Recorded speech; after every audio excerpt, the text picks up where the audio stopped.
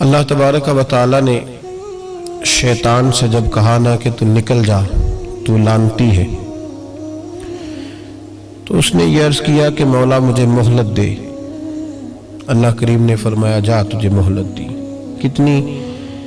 الی یوم الدین، قیامت کے دن تک تجھے مہلت دی۔ شیطان نے کچھ اختیارات کا بھی مطالبہ کیا، اللہ تعالیٰ نے اسے وہ اختیارات بھی عطا فرمائے۔ اللہ کے حبیب صلی اللہ علیہ وسلم فرماتے ہیں کہ جس طرح تمہاری رگوں میں خون دوڑتا ہے اس طرح شیطانی وساوس بھی دوڑتے، اور شیطان کی قوت کا، اختیار کا یہ حال ہے کہ الشیطان جاسم علی قلب ابن آدم۔ نبی پاک صلی اللہ علیہ وسلم نے فرمایا شیطان ہر آدمی کے دل کے ساتھ چمٹا رہتا ہے، اتنی اس کی قوت ہے۔ شیطان ہر آدمی کی ناک پر بیٹھ کر رات گزارتا ہے۔ وہ رات ناک پہ کیوں بیٹھتا ہے؟ فرمایا اس لیے کہ وہ کہتا ہے جب سانس اکھڑنے لگے گی تو اسے معاذ اللہ گمراہ اور کافر کر کے ماروں۔ شیطان کو پتہ چل جاتا ہے کہ بندے نے نیکی کا ارادہ کیا ہے تو اس کے پیچھے لگ جاتا ہے۔ کسی سے پوچھے صاحب آپ محفل میں نہیں آئے، نماز میں نہیں آئے، تو کہتے میں نکلا تھا نماز کے ارادے سے، پھر شیطان نے مجھے گمراہ کیا۔ شیطان کی زندگی کا یہ حال ہے کہ اب تک اسے موت بھی نہیں آئی۔ اس کے اختیار کا یہ حال ہے کہ وہ جہاں چاہتا ہے پہنچ جاتا ہے، جو چاہتا ہے وہ کر لیتا ہے، وہ دلوں تک رسائی رکھتا ہے۔ اب ذرا لوگوں کے عقیدوں کا حساب لگائیے گا، وہ اللہ کے دشمن کی ساری طاقتیں مانتے جانتے، اللہ کے دوستوں کی طاقت ہی نہیں مانتے،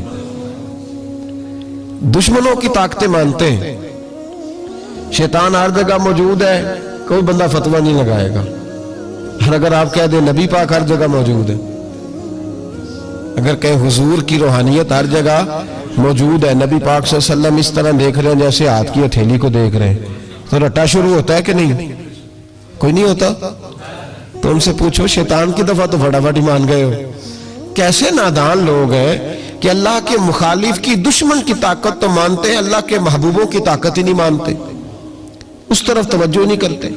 تو شیطان کو اللہ نے قیامت تک مہلت دی ہے، وہ گمراہ کرے گا، اس کو اختیارات دیے ہیں، وہ رستوں میں بیٹھے گا، وہ دلوں سے چمٹے گا، وہ انسان کی سانس اکھڑنے تک اس کی ناک پر بیٹھ کر اس کا انتظار کرے گا۔ یہ طاقت، یہ اس کی کوشش، یہ اس کی جدوجہد۔ تو یا اللہ، شیطان نے تجھ سے گمراہ کرنے کے لیے اتنی ساری طاقت لے لی، مہلت لے لی، تو بندے گمراہ ہوں گے تو نے اس کا کیا بندوبست فرمایا ہے؟ تو رب کریم نے فرمایا میں قیامت تک اولیاء اللہ بھیجتا رہوں گا، قیامت تک، قیامت تک اللہ کے بندے آتے رہیں گے، اپنی فکر سے، اپنی سوچ سے، اپنے درد سے، اپنے پیغام سے، اپنی جدوجہد سے۔ شیطان جتنی چاہے گمراہی پھیلائے، لیکن اللہ اجمیر میں ایک ولی بھیجے گا جو لاکھوں کو کلمہ پڑھا دیا کرے گا، ایک بندے کی برکت سے لاکھوں لوگ دین میں داخل ہو جائیں گے۔ ایک داتا علی اجمیری کی وجہ سے اللہ پورے بر صغیر میں اسلام کے قدموں کو مضبوطی عطا فرما دے۔ تو اللہ فرماتا ہے اگر میں نے دشمن کو اتنی اجازت دی ہے تو میں نے دوستوں کو بھی بڑی رحمتوں سے نوازا ہوا ہے۔ اللہ کے بندے، اللہ کے دوست، اللہ کے محبوب، ان کی گفتگو، ان کا انداز، ان کے پاس اٹھنے والے، بیٹھنے والے، ان کے ساتھ رہنے والے، ان کی بات سننے والے، انہیں ان کی باتوں سے خوشبو آتی ہے۔ وہ لوگ جب قریب ہوتے ہیں اور جب ان کے پاس اٹھتے بیٹھتے ہیں تو اس نور کی برکت سے شیطان کے سارے وار ضائع ہو جاتے ہیں، سارے وار۔ شیطان پوری جدوجہد کرتا ہے، کوشش کرتا ہے، لیکن اللہ کے ولی کی ایک بات، آج بیٹھے نا ہر گلی میں، ہر چوک میں شیطان، لیکن پھر بھی مسجد خالی نہیں کرا سکا، اس لیے کہ اگر شیطان کے پاس طاقت ہے تو رب رحمان کے بندوں کے پاس بھی بڑی طاقت ہے۔ تو یاد رکھ لے اولیاء اللہ کا وجود ہر زمانے میں رہا، ہر زمانے میں۔ یہ علیحدہ بات ہے کہ ہر شعبے کے اندر کمزوری آئی ہے تو یہاں بھی آئی ہے، لیکن ولی کبھی نہ ختم ہوئے ہیں نہ کبھی ختم ہوں گے، یہ موجود ہیں ہر گلی میں، ہر نگر میں، ہر کونے میں۔ بات صرف اتنی ہے کہ لوگوں نے میری طرح تنقید کی اینک لگا لی ہے. ہم لوگ زاویہ نگاہ نہیں بدلتے, ہم زاویہ نظر نہیں بدلتے, ہم کمیاں دیکھتے ہیں, شر دیکھتے ہیں, خیر نہیں دیکھتے, ہم غلبہ نہیں اپنی طبیعت پہ عقیدت کا ڈالتے, اس لیے ہمارا نقصان ہوتا ہے. اور یہ بھی شیطان کا وار ہے, یہ بھی شیطان کا وار کہ وہ ہمیں کسی اللہ والے کے قریب جانے نہیں دیتا.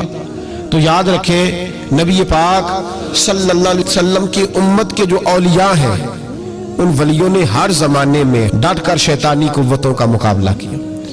نبی پاک صلی اللہ علیہ وسلم کے بعد آپ دیکھ لیں ایک ایک شخص ایسا ہوا ہے جس نے لاکھوں لوگوں کی ہدایت کا وہ بندہ ذریعہ بن گیا. امام جعفر صادق سے لے کر امام اعظم ابو حنیفہ تک, اور امام اعظم ابو حنیفہ سے لے کر امام شافعی, امام احمد بن حنبل تک, اور پھر حضرت جنید بغدادی, حضرت سری سختی, حضرت سیدنا معروف کرخی, اور سب سے بڑھ کر محبوب سبحانی حضور غوث پاک جیلانی رضی اللہ تعالیٰ. آپ کبھی ان لوگوں کی فکر کو سمجھیں, ان لوگوں کے مزاج کو سمجھیں. ان کی باتیں ایسی ہوتی تھی کہ ایک ایک جملے سے دلوں میں انقلاب برپا ہو جاتا تھا, ایک ایک بات سوچ کے زاویے بدل دیتی تھی, افکار اور نظریات میں تبدیلی آ جاتی. وہ علیحدہ بات ہے کہ سارا رٹا 11ویں کا رہ گیا ہے, لوگ سمجھتے ہیں 11ویں اصل ہے, اسی پہ مناظرہ, اسی پہ. اور یہ بھی مخالفوں کی سازش ہے کہ وہ بزرگوں کی کچھ باتوں کو مناظروں کا رنگ دے کے ان کی اصل تعلیمات سے لوگوں کو دور کر دیتے. 11ویں تو ایک مستحب فعل ہے. 11ویں یعنی کرائیں تو ثواب ہے, کوئی نہ کرائے تو گناہ. کتنے گھر ہیں جن میں 11ویں نہیں پکتی؟ کسی نے کبھی فتویٰ دیا ہے کافر ہو گئے معاذ اللہ, یہ گناہگار ہو گئے. 11ویں اور جو پکانے والے ان سے بھی ایک گزارش ہے کہ 11ویں مستحب ہے, اس کے لیے مسجدوں میں اعلان نہیں کرنے چاہیے, اس کے لیے فجر سے پہلے سپیکر نہیں کھول جانا چاہیے کہ سارا محلہ چندہ دے 11ویں پکانی ہے. مستحب فعل ہے, اور مستحب کے لیے سوال کرنا منع ہے, منع ہے سوال کرنا. اعلیٰ حضرت نے لکھا ہے کسی نے عمرے پہ جانا ہے, دل تڑپ رہا, پھر بھی اس کے لیے سوال کرنا منع ہے. کسی کو کہہ نہیں سکتا کہ میں نے جانا ہے. حالانکہ نبی پاک کے روزے کی حاضری اگر کسی نے ایک دفعہ بھی نہیں دی, اعلیٰ حضرت فرماتے ہیں حضور کے روزے پہ جانا امت کے لیے واجب ہے. تو اس کے لیے جب سوال کی اجازت نہیں تو مستحب کام کے لیے لوگ سویرے سپیکر کھول لیتے اور جناب گلے لگے ہوئے یہاں 11ویں کا حصہ ڈالو. تو 11ویں کا یہ مقصد نہیں. لنگر شریف تبرک ہے, برکت ہے, شفا ہے, سارا کچھ ہے, لیکن اس کے لیے سوال کرنے کی اجازت نہیں ہے. اپنی مرضی سے کچھ لوگوں کو توجہ اگر ہے اور وہ مل کے کوئی ایسا بندوبست کر لیتے ہیں تو اس میں منع نہیں, لیکن اس کو جو اس کا شریعت کے اندر درجہ ہے اس درجے میں رکھا جائے. اس میں مناظرے ہوتے ہیں, بحث ہوتی ہے. حالانکہ 11ویں اصال ثواب کی ایک قسم ہے. 11ویں اصال ثواب کی ایک, کل شریف بھی اصال ثواب ہے, 10واں بھی, 40واں اصال ثواب, یہ ساری قسمیں اصال ثواب کی ہیں. آپ کل شریف کہتے ہیں, ہندوستان والے تیجا کہتے ہیں. ہم اپنی سہولت کے لیے کل شریف کا ختم جا کے چوتھے دن بھی رکھ لیتے ہیں. کبھی کسی عالم نے کہا نہیں ہوتا کیونکہ مستحب ہے, اس کے لیے تعین وقت صرف سہولت کے لیے کیا جاتا ہے. تو 11ویں ایک اصال ثواب ہے. بہت سارے لوگ 11 ربیع الثانی کو کرتے ہیں, بہت سارے 12 کو کرتے ہیں, 14 کو کرتے ہیں, اور ہمیں محفل میں جانے کا موقع ملتا رہتا ہے. سارا سال ہی 11ویں پکتی رہتی ہے. لوگوں نے اپنی سہولت کے لیے وقت رکھا ہوا ہے, کسی نے 17 تاریخ رکھ لی ہے, کسی نے 18 رکھ لی ہے. تو غوث اعظم رضی اللہ تعالیٰ عنہ کی جو اصل چیز ہے وہ ان کی کرامت ہے. پھر ہمارے یہاں ایک اور بحث چلتی ہے کہ اللہ کے ولی کچھ دے سکتے ہیں کہ نہیں دے سکتے. اللہ کے ولی کچھ دے سکتے ہیں کہ, میں نے پہلے کہا ہے شیطان دے سکتا ہے, گمراہی پھیلاتا ہے. کبھی کسی بندے نے فتویٰ نہیں لگایا کہ مولانا یہ آپ کیا کہہ رہے ہیں. حالانکہ کسی بندے سے بھی پوچھو نا, وہ کام سارے خود کر رہا ہوتا ہے, ڈال شیطان پہ رہا ہوتا ہے, وہ فارغ ہو جاتا ہے, کہتا ہے اس نے مجھے کرنے نہیں دیا. وہ خدا کے بندے تو قدم تو بڑھا, تو رب رحمان کا بندہ ہے, اور اللہ کے بندے شیطان سے طاقتور ہوتے ہیں. تو آگے بڑھنا, تو اس پہ کھاتے میں ڈال کے چپ کر گیا. اللہ کے ولی بڑا کچھ دیتے ہیں, اور جو اللہ کا ولی, سنو جملہ یاد رکھو, جو رب کریم کا بندہ دل میں رسول اللہ کی محبت ڈال دے, اس سے زیادہ بھی کوئی نایاب چیز ہو سکتی ہے. جس نے تیرے دل میں مصطفیٰ کا پیار ہی ڈال دیا ہے, تو ابھی تک کہہ رہا ہے ملتا ہے کہ نہیں ملتا. تجھے مانگنے کا طریقہ نہیں آتا, ورنہ وہاں سے تو سارا کچھ ہی ملتا ہے. اس کی وجہ کیا ہے؟ کرامت ہے کیا؟ اللہ کا ولی کس طرح دیتا ہے؟ اللہ کا ولی اللہ سے لے کے دیتا ہے. اور بات صرف اتنی ہے کہ اسے اللہ کو منوانا آتا ہے، اللہ کے ولیوں کو، اللہ کو۔ یہ نبی پاک کیا کریں گے؟ یہ شفاعت کیا ہے؟ حضور قیامت کے دن کیا کریں گے؟ اللہ کو منائیں گے۔ حضور فرماتے ہیں میں اللہ کو، شفاعت کا مفہوم کیا ہے؟ حضور سید عالم صلی اللہ علیہ وسلم فرماتے ہیں جب اللہ کرسی عدالت پہ بیٹھے گا جو اس کی شان کے لائق ہے، اگرچہ وہ بیٹھنے سے پاک ہے، جب وہ فیصلے کرے گا تو فرماتے ہیں میں سر سجدے میں رکھوں گا، میں روؤں گا، میں اللہ کو مناؤں گا۔ میں جب روؤں گا تو میرا رب کہے گا محبوب سر اٹھا، تو جیسے کہے گا ویسے ہی ہو جائے گا۔ تو بات یہ ہے کہ اللہ کے بندوں کو اللہ کو منانا۔ حضور غوث پاک کے پاس بی بی آ گئی، اس نے کہا حضور بے اولاد ہوں، میرے محلے میں ایسی عورتیں بھی ہیں جنہیں اللہ نے 14 بچے دیے، میں بے اولاد ہوں، اولاد بڑا میٹھا پھل ہے، تو میرے آنگن میں اگر ایک پھول کھل جائے تو میرے گھر میں بھی خوشبو پھیلے گی، میرے گھر میں بھی کوئی بچہ روئے گا تو میرا گھر بھی رونق والا ہو جائے گا۔ تو حضور میری ساس اب کہتی ہے رکھنا نہیں، اسے طلاق دے دینی ہے۔ میرا خاوند مجھے کہتا میں مجبور ہوں، میں نے بڑا عرصہ تجھے نبھایا ہے، تو حضور میں غریب ہوں، میرے پہ نظر کرم ہو جائے، میرے لیے دعا کرے، میرا مالک مجھے ایک بیٹا دے دے۔ یوں ہاتھ اٹھائے غوث اعظم نے، اے اللہ تیری بندی تیرا بندہ سمجھ کے آئی ہے، کیا لفظوں کا حسن ہے، کیا جملوں کی تاثیر ہے۔ اے اللہ تیری بندی تیرا بندہ سمجھ کے آئی ہے تو مہربانی کرنا، جو تو نے اس کے دل میں ڈالا ہے وہ اسے عطا بھی فرما دے۔ لفظوں کا، جملوں کی ترتیب دیکھیں، جو تو نے اس کے دل میں ڈالا ہے اسے عطا بھی کر دے۔ تو حاطف غیب سے ندائی عبد القادر اس کے نصیبے میں ہی نہیں، مقدر میں نہیں۔ میں نے کہا انہیں منوانا آتا، جب کہا نا نہیں تو غوث پاک رو پڑے، کہنے لگے میں سمجھ گیا ہوں تو مجھے رسوا کرنا چاہتا ہے، تو مجھے رسوا کر دے، تو رسوا کرنا۔ تجھے نہیں پتا تھا عبد القادر کے پاس جا رہی ہے؟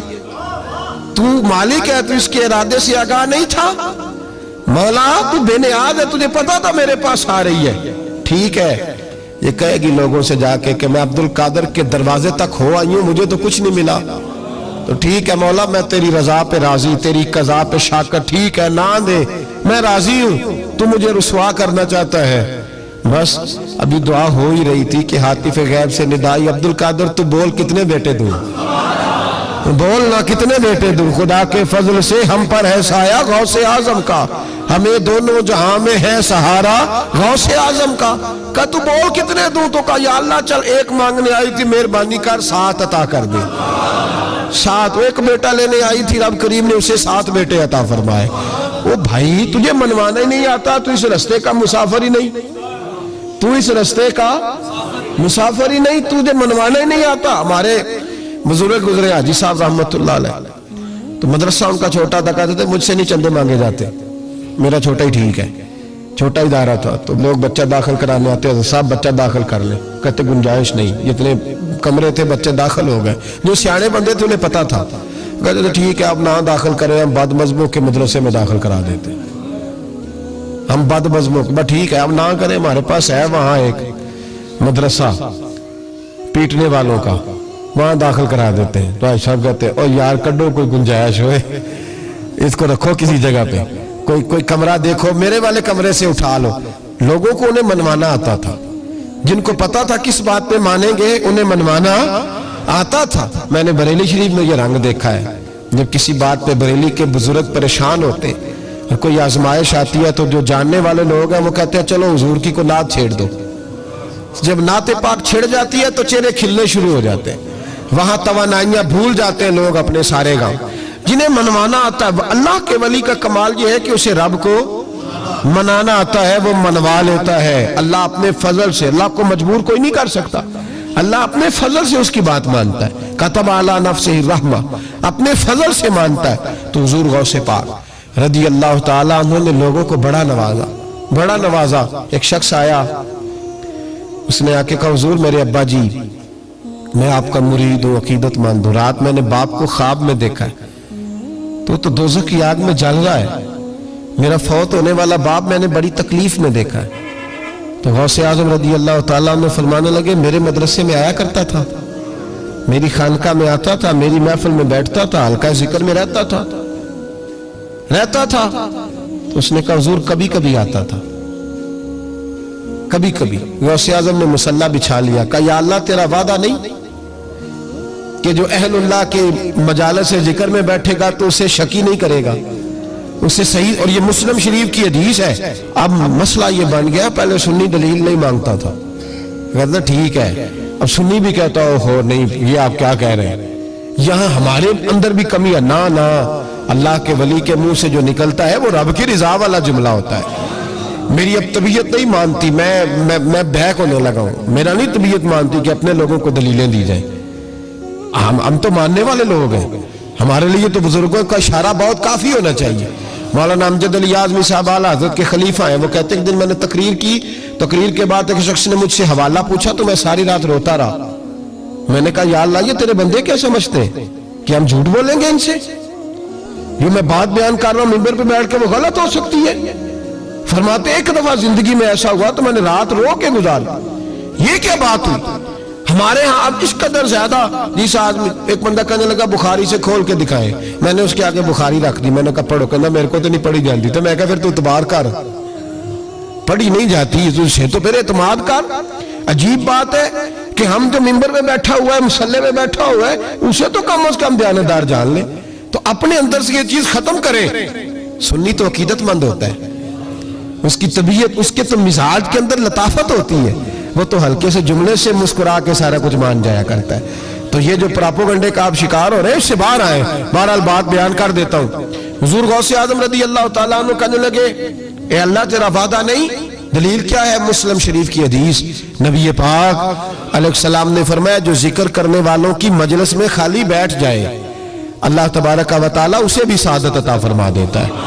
अगर शक्की हो, बदबख्त हो तो अल्लाह उसे नेक बख्त फरमा देता है। तो हुजूर गौसे आजम हुजूर की उस दुआ का वसीला देने लगे, या अल्लाह तेरा वादा नहीं था, वो यहां आया करता था तो खुदा बंदा उसकी कब्र पे अजाब। वो शख्स कहता है मैं घर में जाके सोया, दोबारा मेरे अब्बा जी मिले तो मुझे कहने लगे बेटा अब्दुल कादिर के पास जाते रहना, अब्दुल कादिर के पास जाते रहना, जो उनकी मजालिस पे जाता है अल्लाह उससे बड़ा ही राजी होता है, वहां जाते रहना। तो भाई उन लोगों को रब करीम का मनाना आता था, लेकिन उनका असल कमाल क्या था? तरबियत। उनका असल शोबा क्या है? सारे बोले असल शोबा तरबियत। अब भी ना अगर हमारा मिजाज तरबियत का बन जाए ना, नबी करीम सल्लल्लाहु अलैहि वसल्लम ने फरमाया कि हिकमत मोमिन की गुमशुदा मिरास है, इसे ढूंढा करो। कहीं से ना कोई चीज, शेख शहाबुद्दीन सुहरवर्दी कहते थे मैंने अपना प्याला सारी जिंदगी यूं रखा है, किसी अल्लाह वाले के पास गया हूं तो इस तरह प्याला खुला रखा है, और कहते मैं जहां भी गया हूं ना कुछ लेके ही आया हूं, कुछ ना कुछ। आप यहां किसी बंदे को कभी बिठाए, उसको कहें कि तू कराची से लेकर पेशावर तक अल्लाह के वलियों की, उलमा की दरबारों की बात बता, वो हर जगह से 6-7 नुक्स निकाल के लाएगा। उधर ऐसे होता है, उधर ऐसे होता है, उधर ऐसे होता है, उधर ऐसे होता है। आप किस चक्कर में लगे हुए? हमने तो अपने हिस्से की खैर इकट्ठी करनी। क्यों वो वाली ऐनक लगाई है जिस ऐनक पे हमने गर्द तनकीद की डाल ली है?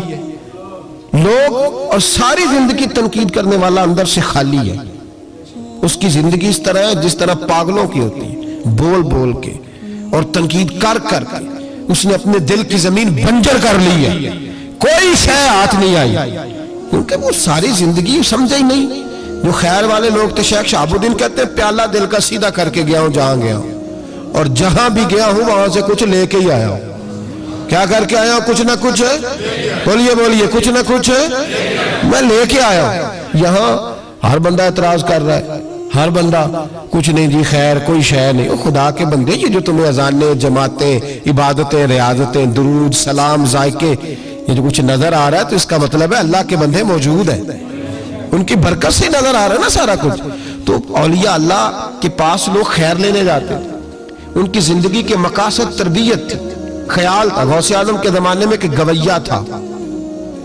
आज तो लोग बुजुर्गों के नाम पे साद रंग की महफिलें सजाते हैं ना, गवैया था गौसे आजम के जमाने में, गाने गाता था। तो गौसे आजम उसे समझाते थे कि ये तरीका दुरुस्त नहीं। और हमारे जमाने में जिसकी हाँ में हाँ मिलाओ वो राजी रहता है, اور کسی بات پہ ٹوک دو تو فوراً ناراض.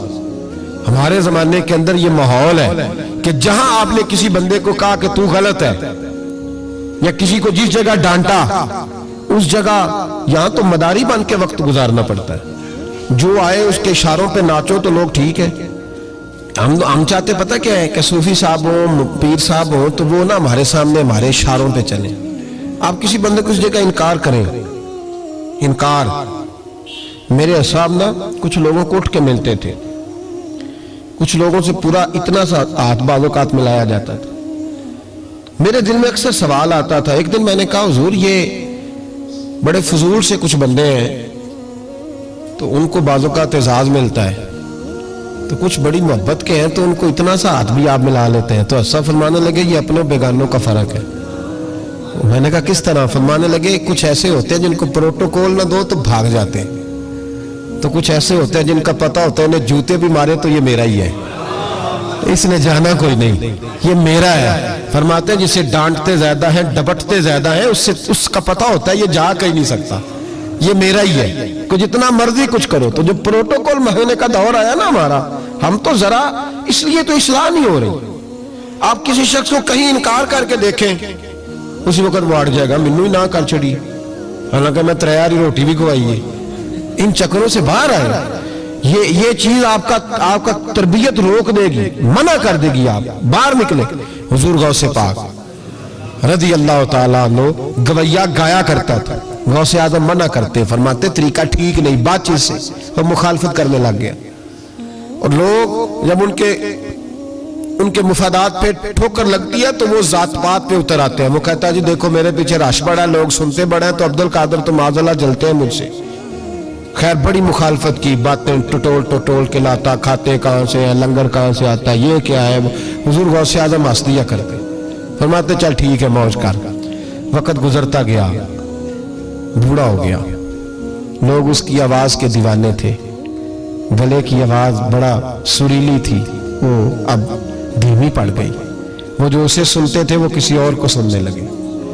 گھر میں بھی جب تک پیسے آتے تھے تب تک تو گھر میں بھی بڑی قدر تھی.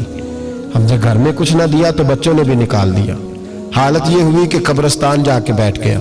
مکھیاں بھنکتی ہیں, پہننے کو کپڑا کوئی نہیں, کھانے کو روٹی کوئی نہیں. میرے شیخ میرے غوث اعظم اس گلی سے گزرے. جب غوث اعظم گزرے تو اس کی حالت دیکھی تو محبوب پاک کا وہ طریقہ یاد آ گیا. سلام اس پر کہ جس نے دشمنوں کو بھی قبائیں دی, سلام اس پر کہ جس نے گالیاں سن کر دعائیں دی. تو حضور غوث اعظم گھر گئے, غلام کو بلایا, فرمایا 100 دینار لے جا, اس گویے کو دیا, بتانا نہ کس نے بھیجے, دے کے لوٹ آنا. وہ کہتے میں گیا تو بڑی بری حالت, پھٹے ہوئے کپڑے, خستہ حالی.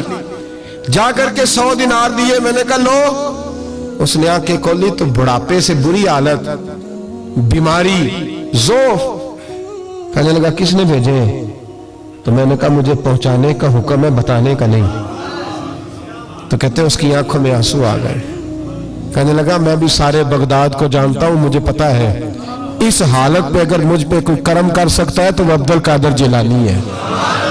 مجھے بھی پتا ہے, میں بھی جانتا ہوں اس حال میں گرے ہوئے کو تھامنا اگر کسی کا طریقہ ہے تو وہ غوث اعظم کا ہی ہے, وہی مجھ پہ کرم کر سکتے ہیں. کہتے میں خادم, کہتے میں دے کے آیا تو وہ میرے پیچھے پیچھے چلنے لگا. حضور غوث اعظم پڑھا رہے تھے تو سامنے آ کے کھڑا ہو گیا. نظر اٹھائی آپ نے, فرمایا میں کیا خدمت کر سکتا ہوں. چیخ ماری اس نے, رویا, قدموں میں گرا. لگا عبدالقادر تو میرے نبی کا سچا وارث ہے, تو سچا وارث ہے نبی پاک صلی اللہ علیہ وسلم کا. میں ساری زندگی مخالفت کرتا رہا اور جب میرا کوئی نہ بنا تو میرا بن گیا. اب مجھے بتا کہ اس بڑھاپے میں توبہ کروں تو اللہ قبول کر لے گا؟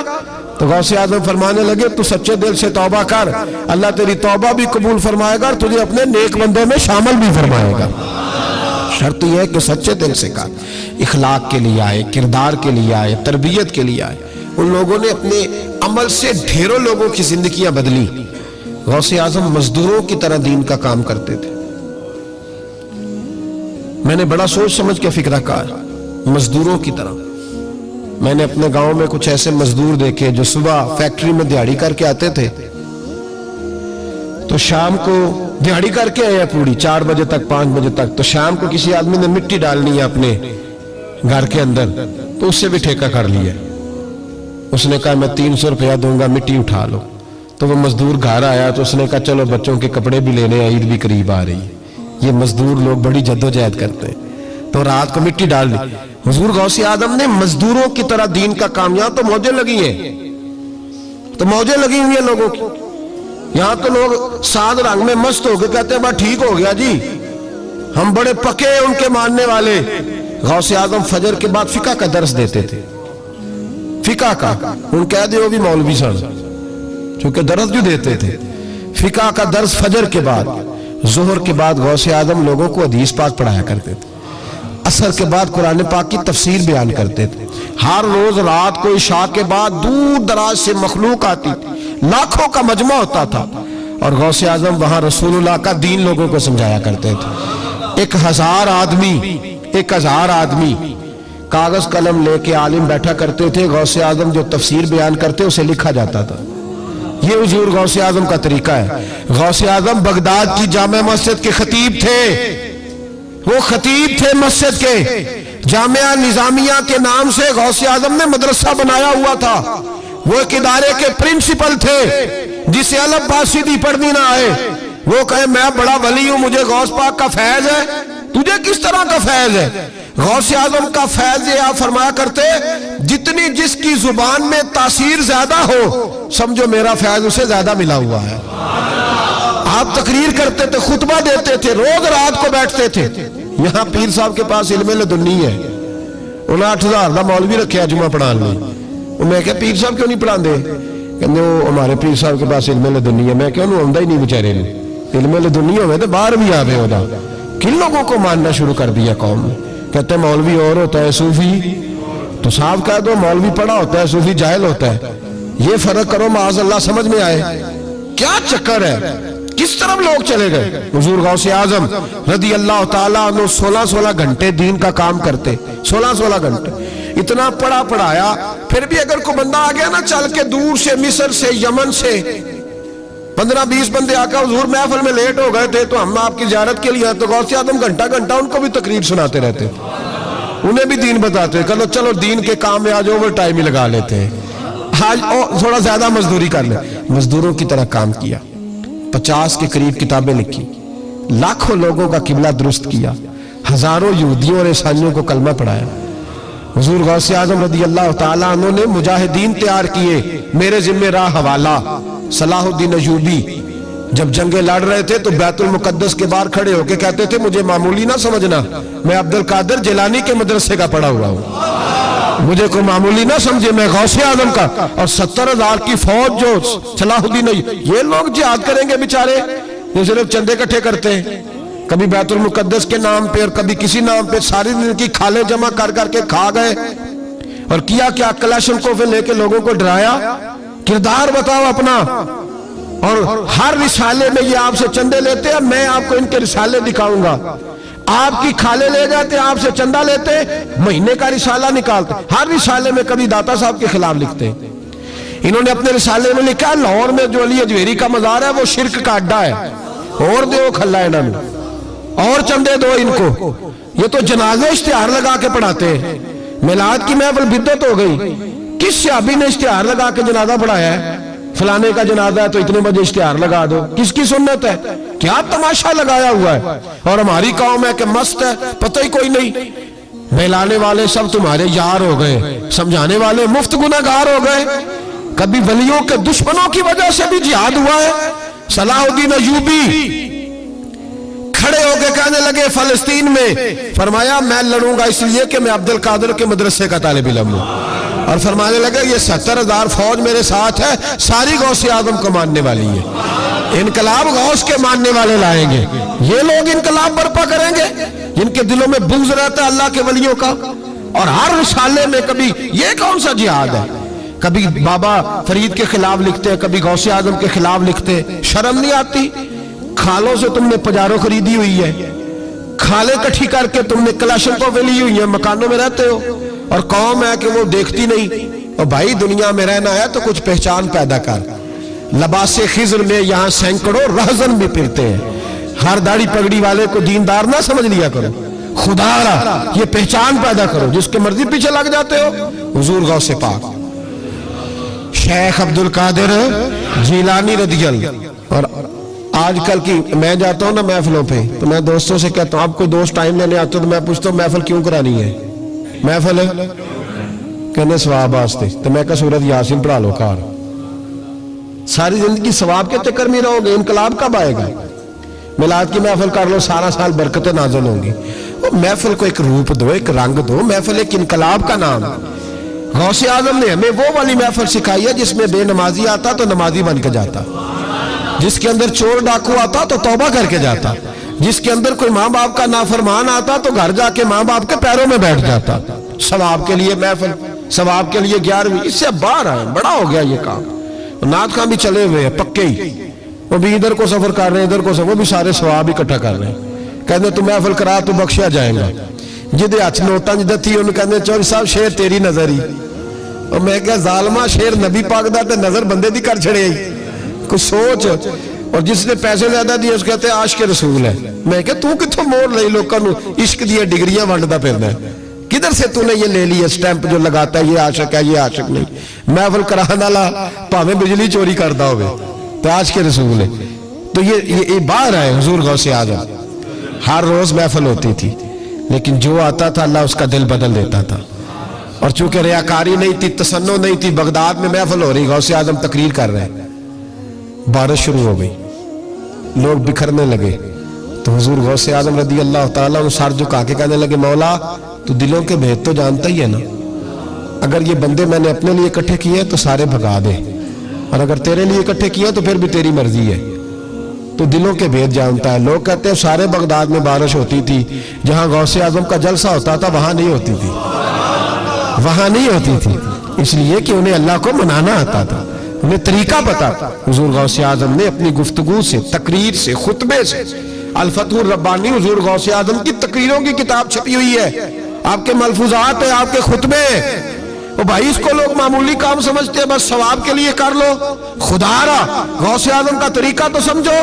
और फिर तबलीग फरमाई, दीन का काम किया, नजराने नहीं बटोरे, नजराने नहीं बटोरे। और इस तरह नहीं कि मौलवी साहब का सियासत से कोई ताल्लुक नहीं, मेरे लाखों मुरीद है, मैंने नहीं छेड़ना हुकूमत को, ऐसे ना हो जाए हुकूमत मेरे खिलाफ हो जाए, ये कोई चक्कर नहीं। बादशाह वक्त आया नजराना देने, वक्त का बादशाह नजराना देने आया।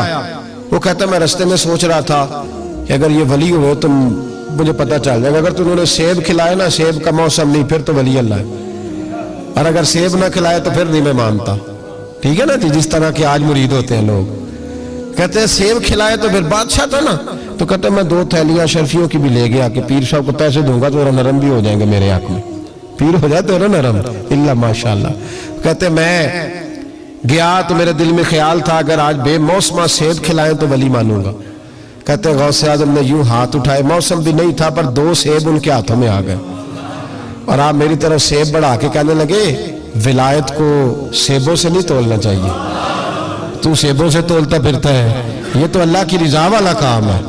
यहाँ को ताजर थोड़ी मेहनत करे, खाद शाद डाले तो वो भी बेमौसम फल उगा लेगा, तू किस चीज से मेरी विलायत चेक कर रहा है? ये पकड़ छुरी और ये पकड़ सेब और खा।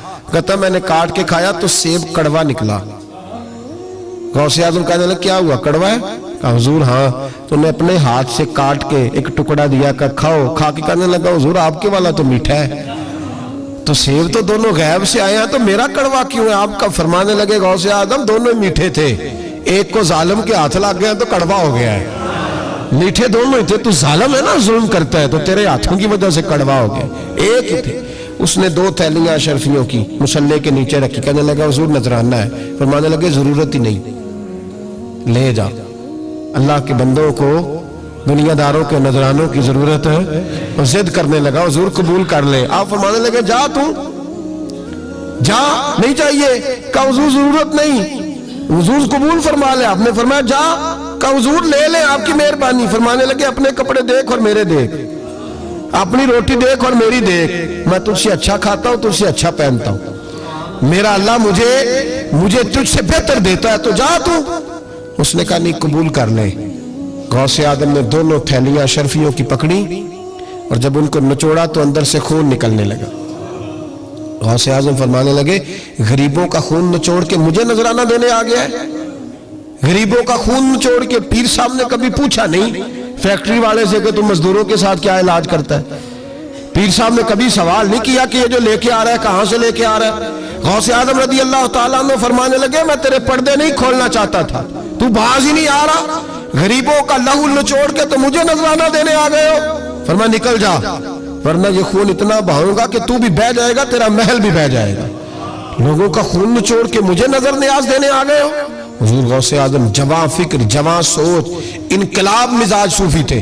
جمعے کا خطبہ دینے آئے تو ایک شخص نے کہا حضور ایک ظالم آدمی کو گورنر بنا دیا ہے بادشاہ نے بغداد کا. کہنا چاہیے تھا نا میری مسجد میں بڑا رش ہے, مجھے کیا لگے, میرے مدرسے میں طالب علم ٹھیک ہے, لنگر صحیح پک رہا ہے, ٹھیک ہے بناتا ہے تو بناتا ہے, پھر لوگوں پہ ظلم ہوگا نا. لیکن یہ طریقہ دین کا طریقہ نہیں. لوگ ظلم کا شکار ہوتے رہے, حکومتیں مرضی کرتی رہے, صوفی کہے میرا نہ کوئی مخالف ہو جائے. آج ہمارے زمانے میں شوق ہے کہ مجھے کوئی برا نہ کہے. وہ بھائی کہہ لے جس نے برا کہنا ہے کہے, یہ کوئی بری بات ہے. قرآن کہتا ہے اللہ کے بندوں کی علامت یہ ہے یجاہدون فی سبیل اللہ, وہ اللہ کے راستے میں جہاد کرتے ہیں. ولا یخافون لومۃ لائم, اور کوئی انہیں برا کہے تو وہ اس کی پرواہ نہیں کرتے, وہ جہاد میں لگے رہتے. کہے جس نے کہنا ہے, سانو تخت ادارے دی لوڑ کی ہے, نالے کی لگے شہر ببول دے نال, اسی اپنی بال کے سیکنے ہیں, سانو کی لگے کسی اور دے نال. کہے جس نے کہنا ہے, کوئی پرواہ نہیں, بات کھری اور سچی ہونی چاہیے. موت کرے جس کا جو دل کرتا ہے, جس کا جو دل کرتا ہے. میں ایک جگہ میں نے بڑی تگڑی تقریر کی کہ سیالکوٹ کے قریب بڑی سخت 2 4 5 نعت خان تھے, وہ بھی عشق کی ڈگریاں بانٹ رہے تھے اور بڑے انہوں نے نوٹ کٹھے کیے تھے. اوپر سے میرا نمبر لگ گیا. میں نے انہیں کہا, وہ ایک بڑا شور کر رہا تھا یوں کر دیں گے ختم نبوت کے لیے, یوں کر دیں گے, تو داڑھی بالکل تازی صفائی کرا کے آیا تھا. امام سے سیدھا محفل پہ آ گیا تھا. میں کہا بیلیا تیرے کو داڑھی دا پار تے چکیا نہیں جاندہ, تے سارے دین دا کیویں چکے گا, وہ تو چک لے, وہ تیرے کو تھوڑا جہا بھی نہیں چایا جا رہا. ایک اور تھا اس میں, مجھے کہنے لگا میں تو انہوں نوی نار سنانی. میں کہا تیری مہربانی منوں کو پرانی سنائی, نوے کلام میرے کو نہیں ہضم ہوندے جڑے تسی شروع کیتے نے ڈم ڈم. تو مسئلہ خراب ہو گیا. ایک پیر صاحب بھی بیٹھے تھے. آپ یقین کریں نبی پاک کی نعت ہو رہی ہے اور اشارہ پیر کی طرف ہو رہا ہے, اشارہ پیر کی, حضور کی نعت میں نبی پاک کی نعت ہو رہی اور اشارہ. یہ جو شعر حضور کے نام کیا وہ کسی پیر پہ فٹ کرنا درست ہے؟ وہ بھی مست ہویا 100 دے نوٹ کٹ کٹ کے دے رہے ہیں. میری گل ہو رہی تو میں نے کہا شرم کرو, اللہ سے ڈرو. اور باہر نکلے رہے تو ٹائر پنکچر تھا گاڑی کا, گاڑی کا ٹائر پنکچر تھا. تو میں ایک بندے کو کیا ابھی انہیں پہنچنا ہے, اس دن مجھے واپس وزیر آباد بھی آنا تھا, ٹائر پنکچر ہو گیا. تو میں نے کہا لگا کسی نعت خانے کے علم آ رہا تھوڑی گڈی نو, تسی چھڑ دے نہیں نا کسی دی گل, تو انہیں دوجا بھی کر چھڑنا سی, وہ مہربانی سمجھو نے ایک کیتا ہے. یہ حال ہو گیا ہمارا کہ لوگ اب پوزیشن اس طرح کی کسی کو سمجھائے وہ مخالفت کرتا ہے. انہوں نے بعد میں میٹنگ کی, انہوں کہنے لگے تو کتوں مولوی بلا لیا, اگوں نہیں آنجدہ بلائی, کس طرح کا آدمی تھا, سب کو اس طرح. اور بڑی بڑی عجیب حرکتیں. میں یہ لودرا ملتان سائٹ پہ 2-3 دن کے لیے تو نقیب محفل, وہ بےزتی کری جا مجمع دی, تسی بول دے نہیں, تسی سبحان اللہ ہی نہیں آندے, ایڈا رکھا مجمع کدے نہیں ویکھے, کنج دے تسی بندے ہو, میں تسی یاد رہو گے. بوڑھے بوڑھے لوگ بیٹھے ہیں, ٹھنڈ کا موسم ہے, کری جا رہے. وہ میرے سے نہ برداشت ہوا. کبھی کبھی وہ رگ بڑی تنگ کرتی ہے, کچھ دیر تو میں نے برداشت کیا, تو بعد میں بول ہی پڑا. میں کہا بھائی بہ جا, تیری مہربانی, تو پیسے لے کے آئے, مفت آئے نہیں سارے, اے چنگے نہیں تیرے نالوں, اے فری بیٹھے مفت بیٹھے, تو پیسے لے گئے. مجھے انہوں نے بتایا کہ 15,000 تو نے پہلے لیا. کس بات کا لیا؟ تو یہ کوئی مذہب کا کام ہے کیا؟ چکر چلایا ہوا ہے, یہ کوئی طریقہ ہے؟ یہ اس طرح دین پھیلتا ہے؟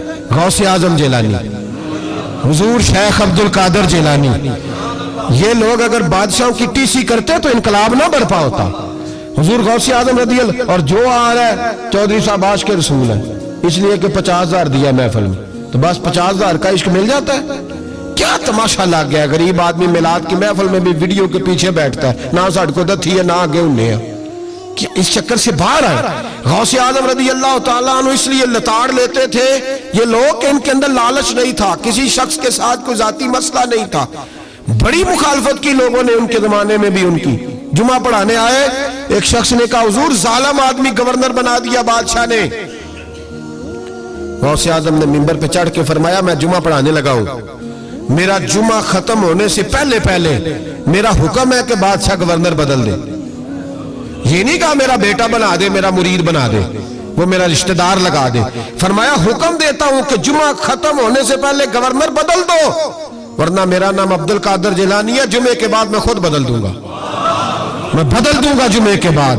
हर मुश्किल दी कुंजी यारो हाथ मर्दां दे आई, मैं बदल दूंगा जुमे के बाद, और तुम देखोगे बदला जाएगा।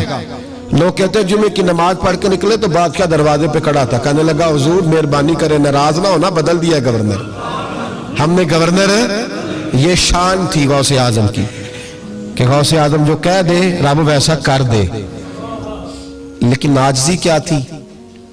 शेख सादी फरमाते एक बूढ़े को किसी शख्स ने बैतुल्लाह के साथ पत्थर पे सर रख के रोते देखा, और वो बुजुर्ग बूढ़े कह रहे हैं या अल्लाह क़यामत के दिन मुझे अंधा करके उठाना, अंधा करके, कहीं ऐसा ना हो तेरे नेक बंदों के सामने मैं शर्मिंदा हो जाऊं, और मौला मुझसे दरगुजर वाला मामला करना, मुझसे सवाल ना करना, मैं कमजोर हूं। रो रहे कहते मैं करीब गया तो मैंने जाके देखा कि पता तो करूं कौन गुनाहगार है, मैं भी उसके लिए दुआ करता हूं। वो बुजुर्ग कहते हैं जब उन बुजुर्गों ने चेहरा उठाया तो मेरी चीख ही निकल गई, ये तो गौसे आजम जिलानी है। एक तरफ हाल राती सारी कर कर जारी, नींद अखा थी धोंदे, फजरे ओही गुनाहगार का आवन सब तो नीवे होंदे। जिन्होंने सैकड़ों साल हो गए जिनको गए, और आज भी उनकी जलाई हुई शम्मा रोशन है। जिन्होंने अपनी जिंदगी सारी दीन के काम में लगाई, 40 साल तक सारी रात अल्लाह की इबादत की, किताबें लिखी, दीन पढ़ाया, लेकिन जब रब के साथ ताल्लुक हुआ तो कहा नहीं हम कमजोर हैं, या अल्लाह माफी दे दे। भाइयों हमारे बुजुर्गों ने हमारी तरबियत की, उन्होंने हमें समझाया, उन्होंने हमें कहा कि फैज इस चीज का नाम नहीं कि तू कहे बड़े मेरे बारे न्यारे हो गए, दुकान चमकने लगी। फैज तो यह है कि तेरा दिल दीन से कितना जुड़ा है, तेरे अंदर रूहानियत कितनी पैदा हुई, इखलाकी कदरें तेरी कितनी बहाल हुई। गौसे आजम से किसी ने कहा तो हुजूर दुआ कबूल नहीं होती, फरमाया 3 शर्तें हैं, तेरी हर दुआ अल्लाह कबूल फरमाएगा। कहा हुजूर कौन सी? फरमाया रिस्क जब भी खाना हलाल खाना, और तेरी जुबान से कभी रब की नाराजगी वाला फिक्रा ना निकले, और जब तू बात करे तो नफ्स के लिए कभी ना कर, अल्लाह की रिजा के लिए कर। अब्दुल कादिर वादा करता है तो जो दुआ भी करेगा मालिक तेरी कबूल फरमाएगा। अपने नफ्स की रजा के लिए, अपने बातन को खुश करने के लिए सारा दिन दास्ताने ना छेड़, अल्लाह की रजा के लिए बोल। हम कितना